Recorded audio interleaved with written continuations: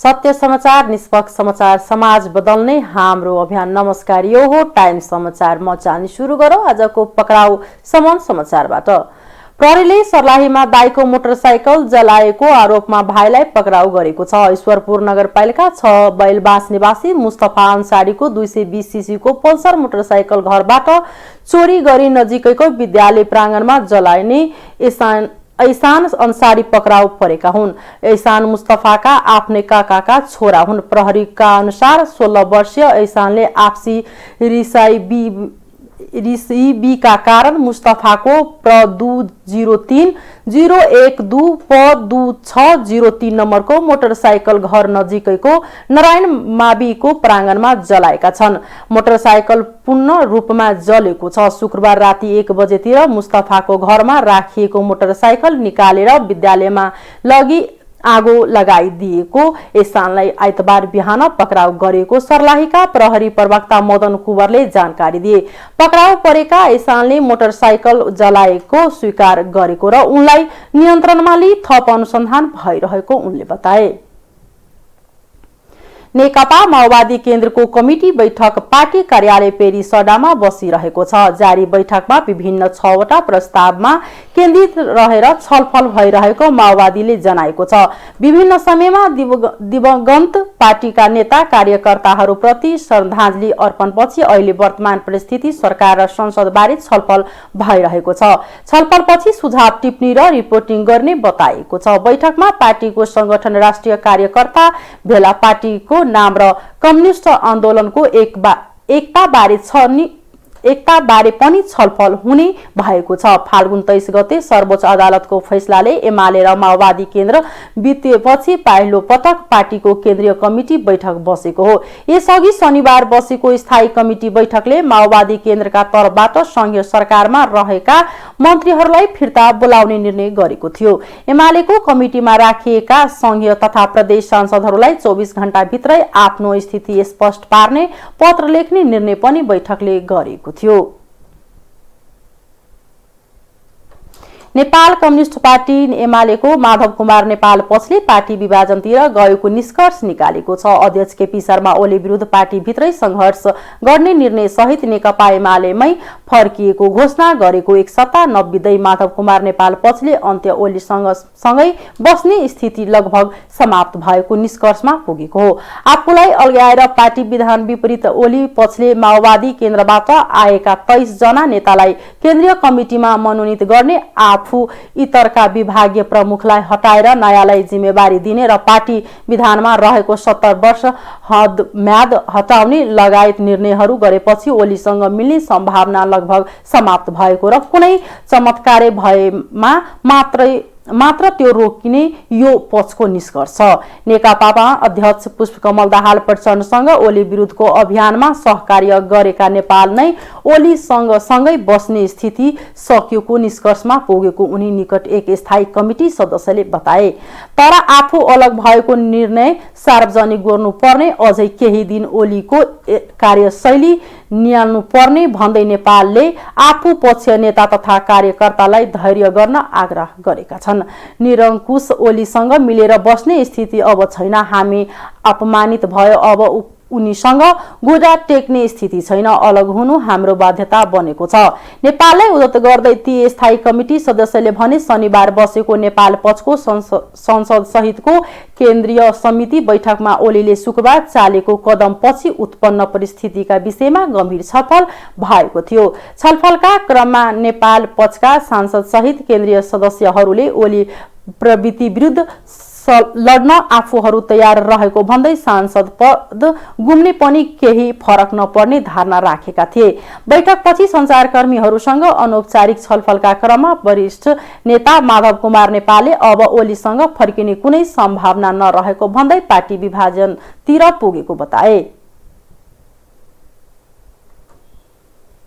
प्रधानमन्त्री केपी शर्मा ओलीले प्रादेशिक एवं स्थानीय सडक निर्माण तथा सुधार कार्यक्रमको शुभारम्भ गर्नुभएको छ। आइतबार प्रधानमन्त्री निवास बालुवाटारमा आयोजित विशेष समारोहका बीच प्रधानमन्त्री ओलीले एकैपटक 283 वटा स्थानीय तहका केन्द्रीय जोड्ने पक्की सडक निर्माणको शुभारम्भ गर्नुभएको हो।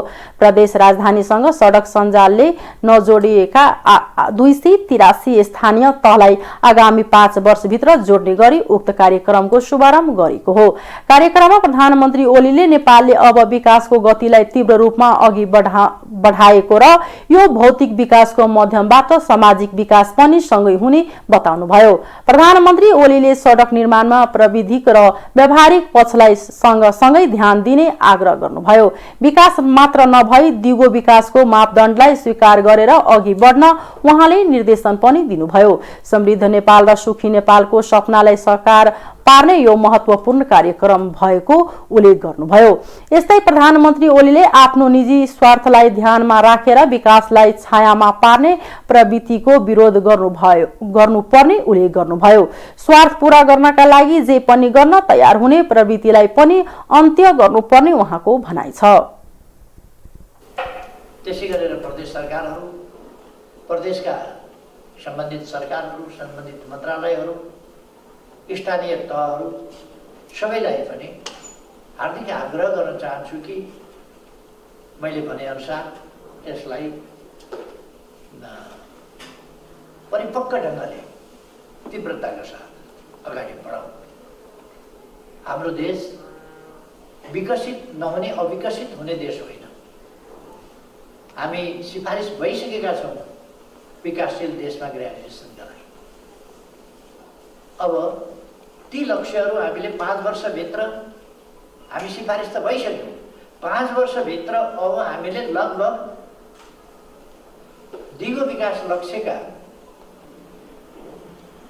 जुन प्यारामिटर्स छन्, मापदण्डहरू छन्, ती मापदण्डहरूलाई 2030 सम्म पर्खिरहनु पर्ने आवश्यकता छैन। त्योभन्दा अगाडि पुरा गर्न सक्छौँ, किनभने हामीमा त्यो पुरा गर्ने प्रचुर सम्भावना छ। यस बीचमा हामीले उथल पुथल गरी कामहरू गरेका छौँ। देख्दाखेरि सामान्य जस्तो लाग्ने हाम्रो जस्तो देशलाई हामीले सङ्कल्प गरेपछि हुने रहेछ नि। हामीले खुल्ला दिशामुक्त देश बनायौँ। सभ्यताको एउटा सिँढी माथि उठ्यो देश। कति असभ्यताको स्थिति थियो, त्यस असभ्यताको स्थितिबाट देशलाई एउटा सभ्यताको स्थितिमा उठायो। ओडिएफ कन्ट्रीको यसरी के हो भने हामीले एउटा स्तर हासिल गरेका छौँ, उचाइ उठाएका छौँ, उचाइमा उठाएका छौँ देशलाई, सभ्यताको उचाइमा उठाएका छौँ, विकासको एउटा नयाँ उचाइमा, सामाजिक विकासको नयाँ उचाइमा उठाएका छौँ। यो भौतिक विकासको उचाइले सामाजिक विकासको उचाइलाई माथि उठाउँछ। भौतिक विकास पनि नहुने, सामाजिक विकास पनि नहुने, चेतनाको विकास पनि नहुने, यता आधारभूत विकासका प्रश्नहरूमा पनि पछाडि पर्ने हो भने समाज कताबाट विकास हुन्छ? त्यसकारण हामीले चेतनामा विकास, चौतर्फी विकास, भौतिक पूर्वाधार र संरचनाहरूको विकास, ऊर्जाको क्षेत्रको विकास, आइटीको क्षेत्रको विकास, हामीले डिजिटल नेपालको रफ्तारका साथ, गतिका साथ डिजिटल नेपाललाई अगाडि बढाएका छौँ। हामी आधुनिक प्रविधिको प्रयोगमा तीव्र गतिका साथ अगाडि बढेका छौँ। थुप्रै कुराहरू, अस्ति मैले डिजिटल सोइल टेस्टको उद्घाटन गर्दाखेरि पनि भनेको थिएँ, दक्षिण एसियामा नेपाल पहिलो हो डिजिटल सोइल टेस्टका लागि। कोभिड-19 को मुकाबला, त्यसको नियन्त्रण र त्यसलाई नियन्त्रणभित्र राख्ने कुरा र कम क्षति हुने कुरामा हामी धेरै अगाडि छौँ। विश्वका धेरै देशहरूभन्दा हामी अगाडि छौँ। अलिक आर्थिक रूपमा हामी पछाडि हौँ। हाम्रा हस्पिटलहरूको सुविधाको मात्रामा हिसाबमा हामी पछाडि थियौँ। हामी पहिलो स्वाब टेस्ट हामीले बाहिर पठाएर गर्नु परेको थियो, तर अहिले हामीसँग 82-83 ठाउँबाट एकैचोटि हुन्छ। हामीले 300 भन्दा बढी ठाउँबाट भ्याक्सिन लिने प्रबन्ध गर्यौँ। अहिले 5 लाख भन्दा बढी मान्छेहरूले भ्याक्सिन लिइसकेका छन्। कति 5 लाख भन्दा बढी होइन, कति ल्याएको छ। विरोधका लागि विरोध, जसरी पनि विरोध, जेमा पनि विरोध गर्ने प्रवृत्ति भएका देशमा देशप्रतिको जिम्मेवारी बोध होइन, जनताप्रतिको जिम्मेवारी बोध होइन, विकासप्रतिको जिम्मेवारी बोध होइन, आफ्नो स्वार्थप्रतिको लगावले हिरिक्क हुने प्रवृत्ति भएको देशमा आफ्नो स्वार्थ पुरा गर्नका लागि माइती घरको गीत जस्तो म बेचिदिन्छु, जे पनि बेचिदिन्छु भन्ने गीत माइती घरमै होला सायद, एउटा पुरानो फिल्ममा गीत थियो। त्यस्तै जे पनि गर्न तयार हुने सम्मका प्रवृत्तिहरूको बिगबिगिरहेका देशमा हामीले जुन दिगो विकास दृढताका साथ तीव्र गतिमा अगाडि बढाएका छौँ, यो असाधारण उपलब्धि हो। यस असाधारण उपलब्धिलाई हामीले स्थायित्व दिनुपर्छ, निरन्तरता दिनुपर्छ र अझ उचाइमा यसलाई पुर्याउनुपर्छ।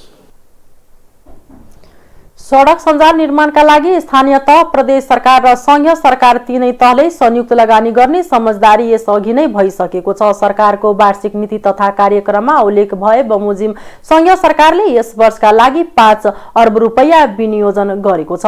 उक्त कार्यक्रमको कुल लगत भने करिब 2 खर्ब लाग्ने अनुमान गरिएको छ।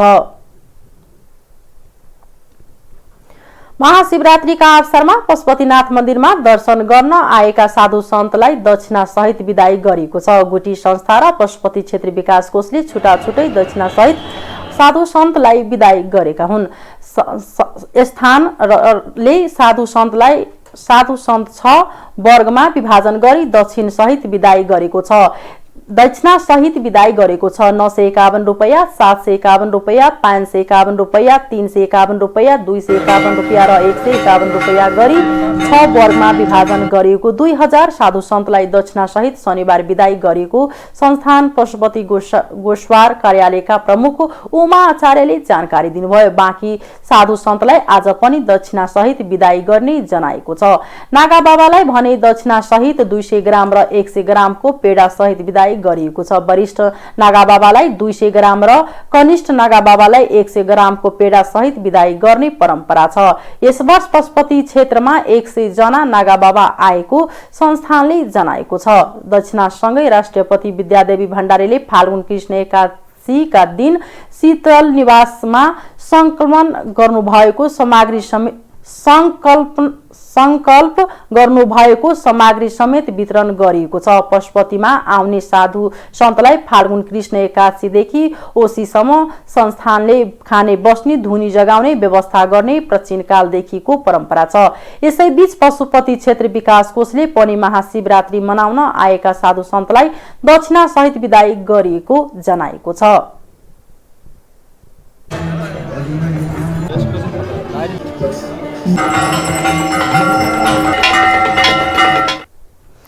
अब आर्थिक समाचार।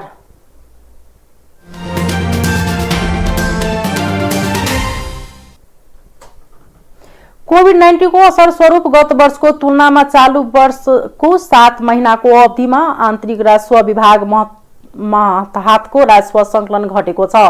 चालू आर्थिक वर्ष अबको आर्थिकको पहिलो 7 महिनामा आन्तरिक राजस्व तर्फ 2 खर्ब 24 अर्ब रुपैयाँ संकलन भएको छ। गत आर्थिक वर्ष यही अवधिमा विभागले 2 खर्ब 33 अर्ब 73 करोड रुपैयाँ राजस्व संकलन गरेको थियो। राजस्व संकलन गत वर्षको समीक्षा अवधिको तुलनामा 9 अर्ब 72 करोडले घटेको देखिन्छ। यद्यपि चालू वर्षको साउनदेखि माघ मसान्तसम्मको अवधिमा सरकारले आयकर मूल्य अभिवृद्धि मार्फत ठूलो राजस्व उठाउन सकेको छ। आन्तरिक राजस्व विभागका अनुसार यस अवधिमा मुख्यतः 1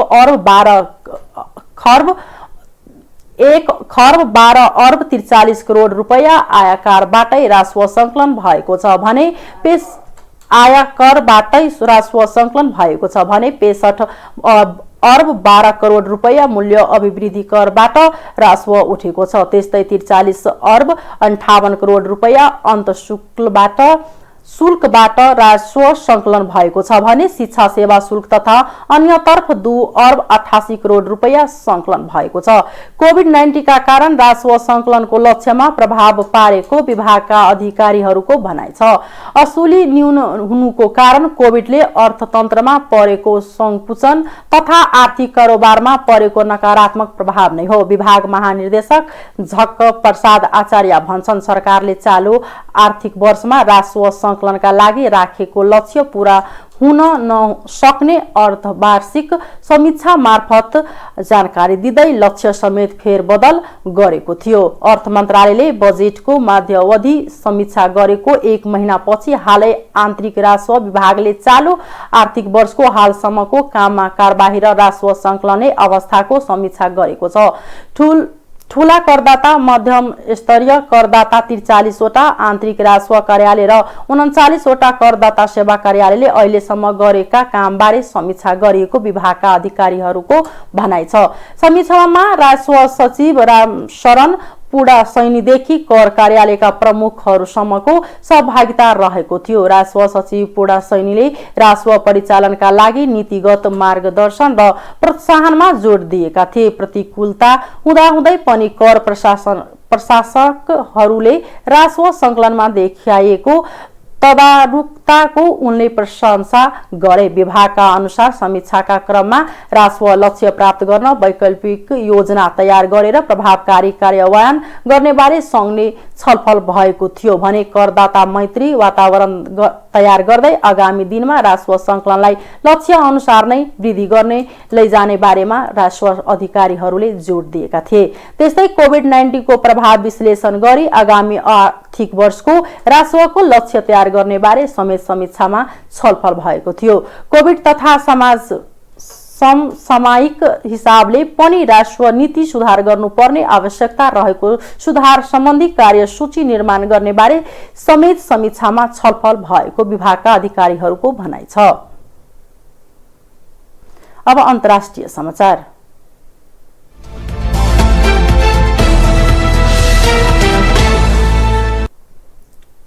श्रीलङ्काको सरकारले बुर्का लगाउन प्रतिबन्ध लगाउने भएको छ। शनिबार श्रीलङ्काको सरकारले 1000 भन्दा धेरै इस्लामिक स्कुलहरूको पनि बन्द गराउने निर्णय गरेको छ। यो निर्णयले श्रीलङ्कामा ठूलो संख्यामा अल्पसंख्यक मानिसहरू प्रभावित हुनेछन्। अधिकारीहरूले सरकारले निर्णय गरेको यो नियम अब छिटै नै कार्यान्वयनमा आउने बताएका छन्। श्रीलङ्कामा राष्ट्रिय सुरक्षाको कारण देखाउँदै मुस्लिम महिलाहरूले बुर्का प्रयोगमा रोक लगाएको छ। बालबालिकाको 1000 बढी अध्ययन स्थल मदरसामा बन्द गर्ने निर्णय गरेको छ। श्रीलङ्काका सार्वजनिक सुरक्षा मन्त्री सारथ वीरसेकारले बुर्कामा प्रतिबन्ध र मदरसा बन्द गर्ने प्रस्ताव स्वीकृतिका लागि मन्त्री परिषदमा पठाएको जानकारी दिएका छन्। बुर्काले राष्ट्रिय सुरक्षामा प्रत्यक्ष प्रभाव पारेको भन्दै मन्त्री वीरसेकारले अब बुर्कामा प्रतिबन्ध लगाएको छ। जानकारी दिए श्रीलङ्कामा सन् 2019 को इस्टरमा श्रीलङ्कामा भएको आतंकवादी हमलापछि बुर्कामा अस्थायी प्रतिबन्ध लगाएकोमा अब पूर्ण रूपमा प्रतिबन्ध लगाइने भएको हो। श्रीलङ्कामा झण्डै 9% मानिस मुस्लिम छन् भने जनसङ्ख्या 70% वृद्धि धर्मावलम्बी छन्।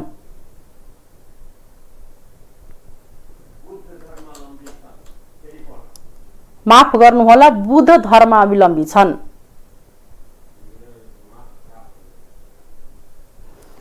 अमेरिकाले राजनीतिक संकटमा फसेको म्यानमारका नागरिकलाई अमेरिका बस्न अस्थायी अनुमति दिने भएको छ।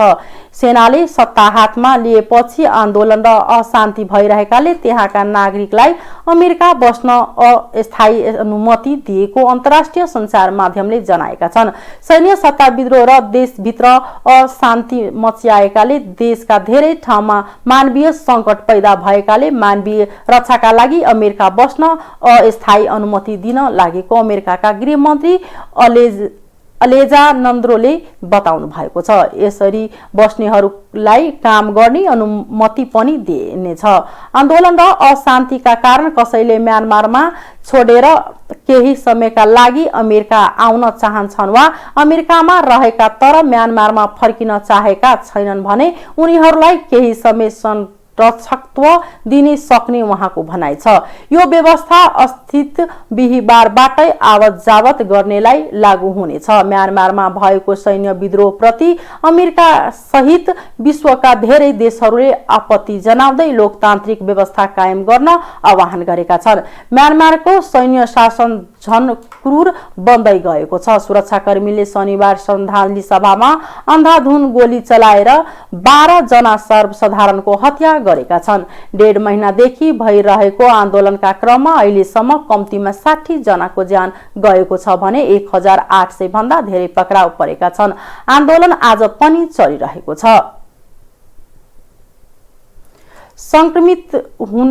भारतमा कोरोना भाइरसबाट संक्रमित हुनेहरूको संख्यामा फेरि वृद्धि हुन थालेको छ। केन्द्रीय स्वास्थ्य तथा परिवार कल्याण मन्त्रालयले आइतबार दिएको जानकारी अनुसार पछिल्लो 24 घण्टामा भारतमा 25,320 जना संक्रमित भएका हुन्। यसअघि एक दिनमा संक्रमितहरूको संख्या आधा कम भइरहेका बेला अहिले फेरि बढ्दै जान थालेको हो। मन्त्रालयले पछिल्लो 24 घण्टामा 16,637 जना कोरोना भाइरस मुक्त भएको तथ्याङ्क पनि सार्वजनिक गरेको छ। भारतमा अहिलेसम्म कुल संक्रमितहरूको संख्या 1,59,60,048 पुगेको अधिकारीहरूले जनाएको छन्। कुल संक्रमित मध्ये 2,10,522 जना अहिले पनि संक्रमित अवस्थामै रहेका छन् भने कुल 1,09,89,897 जना संक्रमण मुक्त भएका छन्।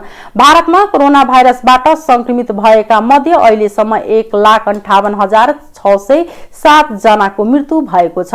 ती मध्ये 161 जनाको पछिल्लो 24 घण्टामा मृत्यु भएको हो। स्वास्थ्य अधिकारीहरूले दिएको जानकारी अनुसार भारतमा अहिलेसम्म 2,97,38,409 खोपको उपभोग भएको हो। त्यसैगरी कोरोना परीक्षण गर्ने क्रम पनि चलिरहेको भारतीय चिकित्सा अनुसन्धान परिषदले जनाएको छ।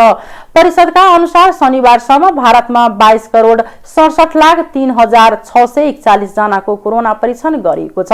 शुक्रबार भने 8,64,368 जनाको कोरोना परीक्षण गरिएको छ।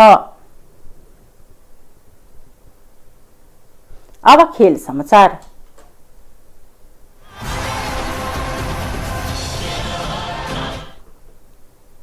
प्रथम देवसुन्दर राष्ट्रिय महिला एवं पुरुष भारोत्तोलन प्रतियोगिता शनिबारदेखि सप्तरीको राजविराजमा सुरु भएको छ। जिल्ला खेलकुद विकास समितिका कवड हलमा सुरु भएको प्रतियोगितालाई प्रदेश 2 का सामाजिक विकास मन्त्री नवल किशोर शाहले उद्घाटन गरेका छन्।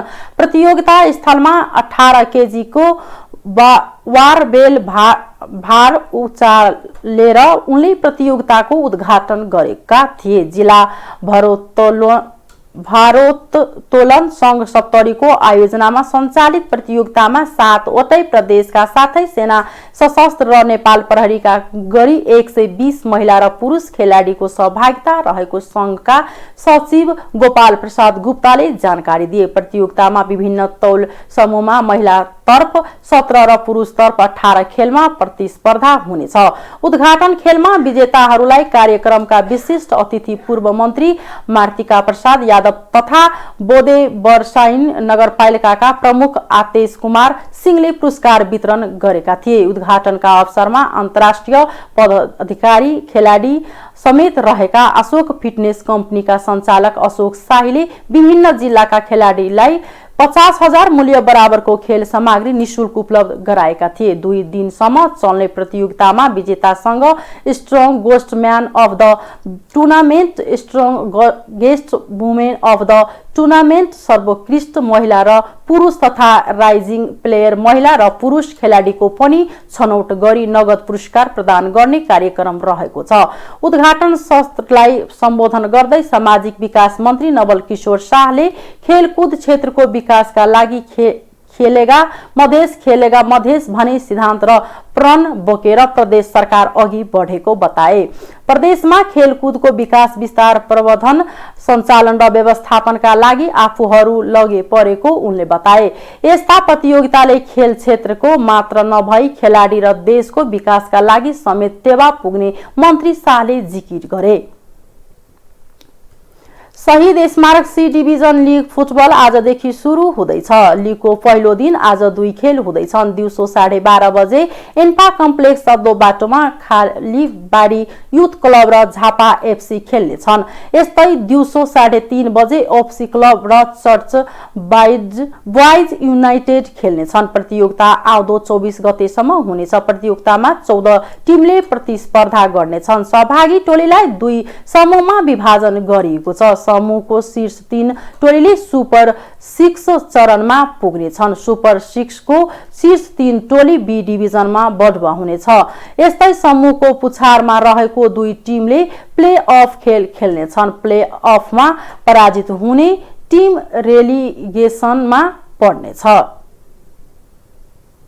हस्त अहिलेको लागि यतिकै नै। टाइम समाचार हेर्ने गर्दै गर्नुहोला। नमस्कार।